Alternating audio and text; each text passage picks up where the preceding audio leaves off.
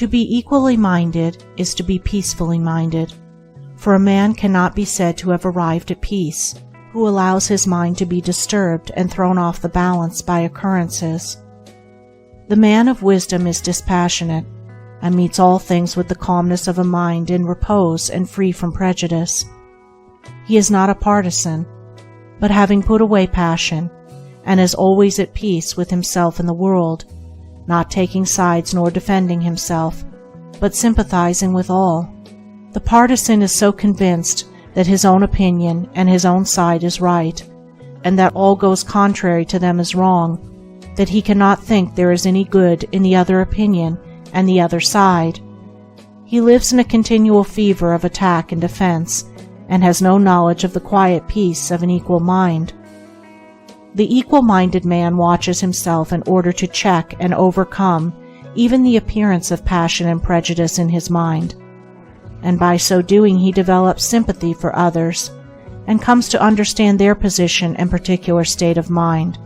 And as he comes to understand others, he perceives the folly of condemning them and opposing himself to them. Thus there grows up in his heart a divine charity which cannot be limited, but which is extended to all things that live and strive and suffer. When a man is under the sway of passion and prejudice, he is spiritually blind. Seeing nothing but good in his own side, and nothing but evil in another, he cannot see anything as it really is, not even his own side, and not understanding himself, he cannot understand the hearts of others, and thinks it is right that he should condemn them. Thus there grows up in his heart a dark hatred for those who refuse to see him and who condemn him in return.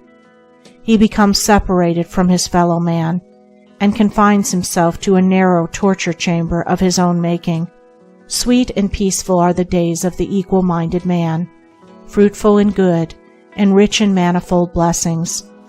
Guided by wisdom, he avoids those pathways which lead down to hatred and sorrow and pain, and takes those which lead up to love and peace and bliss. The occurrences of life do not trouble him, nor does he grieve over those things which are regarded by mankind as grievous, but which must befall all men in the ordinary course of nature. He is neither elated by success nor cast down by failure. He sees the events of his life arranged in their proper proportions, and can find no room for selfish wishes or vain regrets, for vain anticipations and childish disappointments. And how is this equal-mindedness, this blessed state of mind and life, acquired? Only by overcoming oneself, only by purifying one's own heart, for the purification of the heart leads to unbiased comprehension. Unbiased comprehension leads to equal-mindedness, and equal-mindedness leads to peace. The impure man is swept helplessly away on the waves of passion.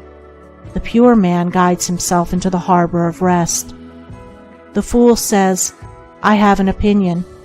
The wise man goes about his business.